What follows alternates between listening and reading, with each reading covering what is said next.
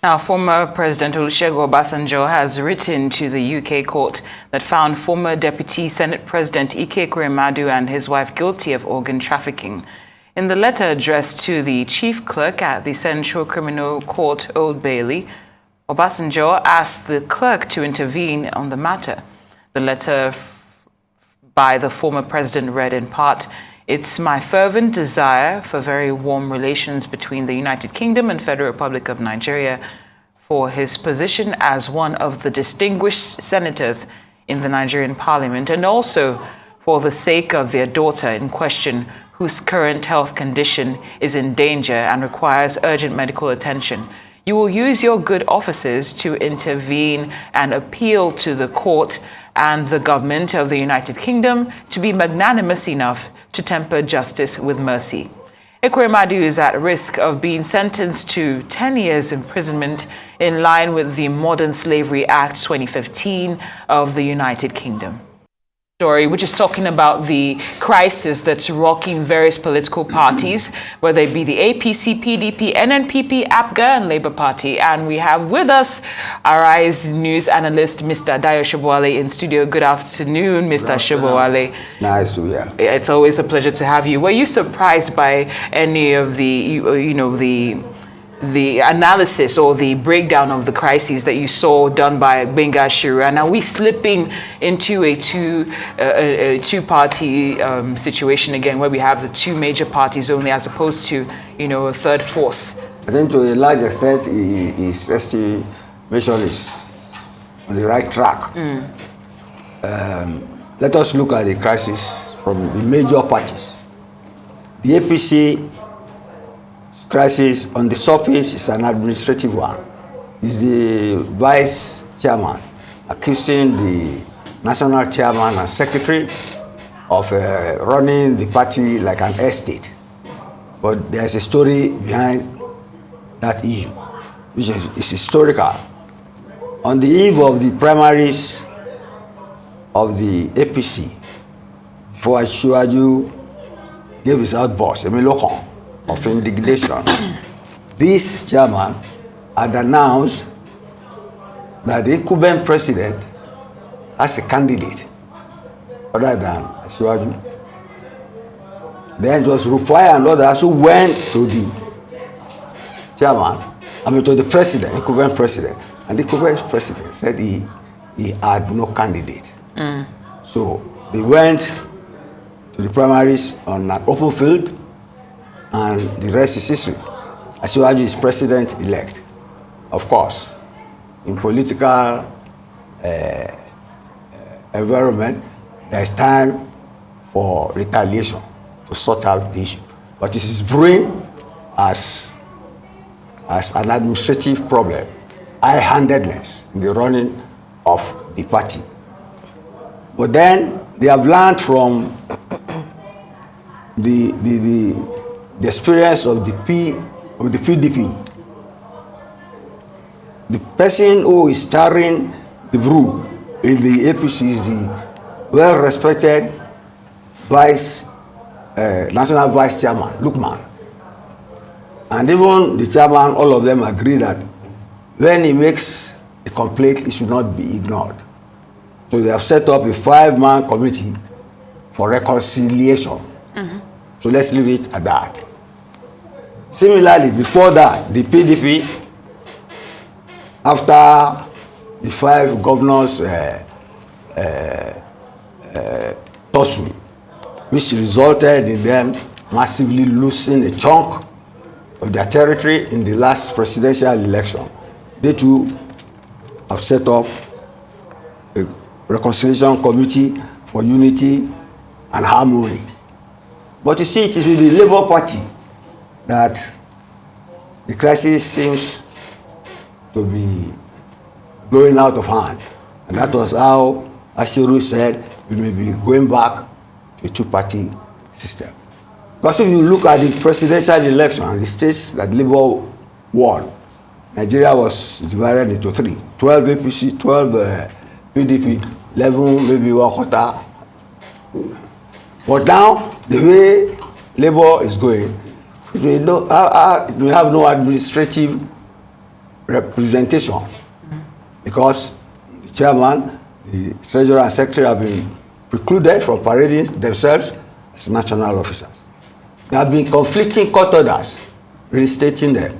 But the most damaging, dangerous one was from a candidate, governorship candidate, who said the chairman, the real chairman, forged papers to remove him and replace him with INEC, and that is a court. And that case is going to go on. That is more than felony.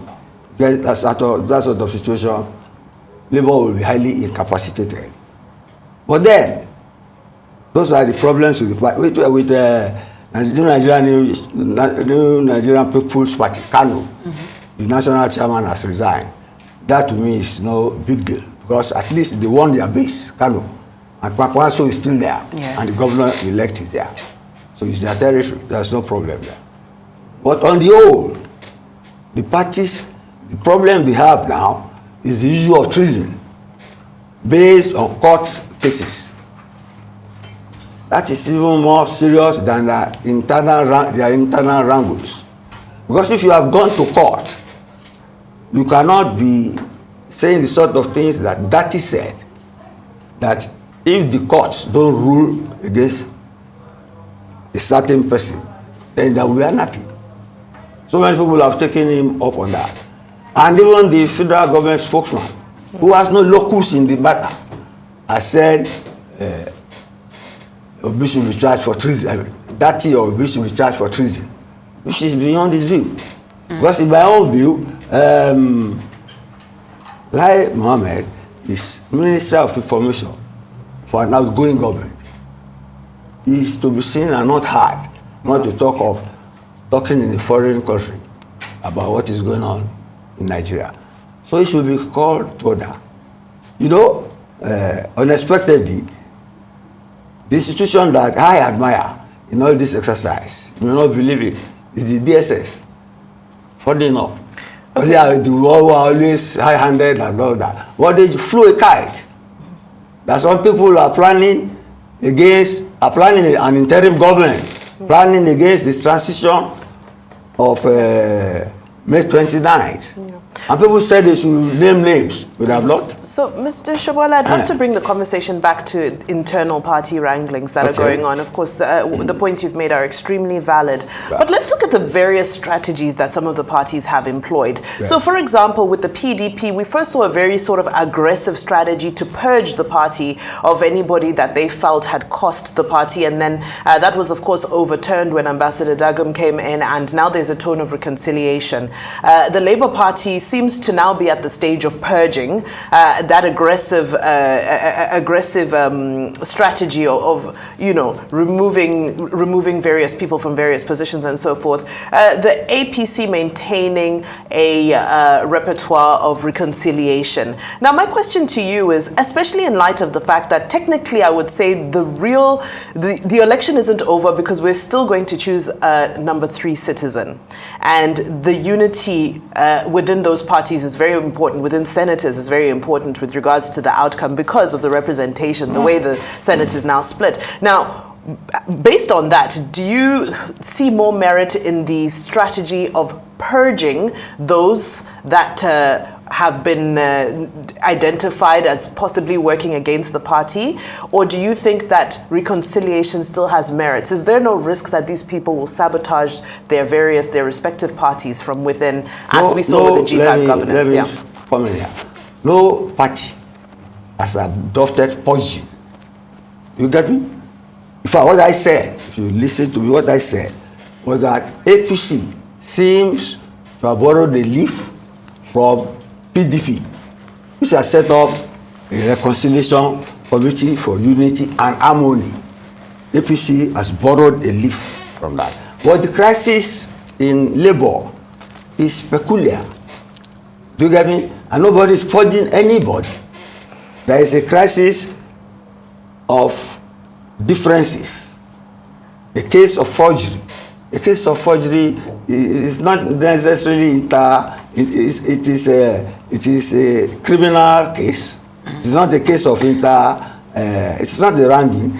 If it is a wrangling, it will be sorted out according to the party structure and disciplinary structure. But it went straight to the court. Because forgery was alleged. And then the courts have ruled on 2 occasions, even on 3.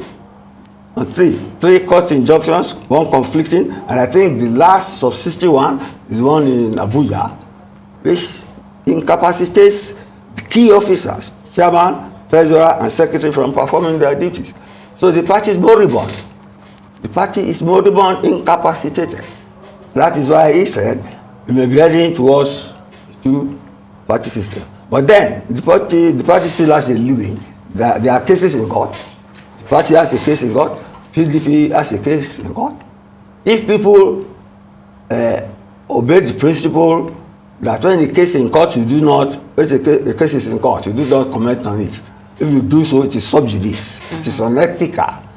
But in Nigeria, we do media trial. We do media trial. It's not peculiar to us. Even the US, you see what happened to Trump. You see the commentaries on CNN. I think the sub judice issue is being ignored globally because it makes for entertainment for you to speculate on court cases. But this is not the right thing. But the cases and in court, and until the courts adjudicate, people like that have no right to threaten, because that if they rule other than what their own petition, they will be held. That is wrong. Thank you, Mr. Sobowale. Since we're still talking about the Labour Party, let's stick to it there. Yes. Should the Labour Party be worried about how it's being perceived by Nigerians? Because with all these cases that are surfacing, do you think that it's starting to look like what it was initially a departure from, the APC and the PDP? That was the initial selling point.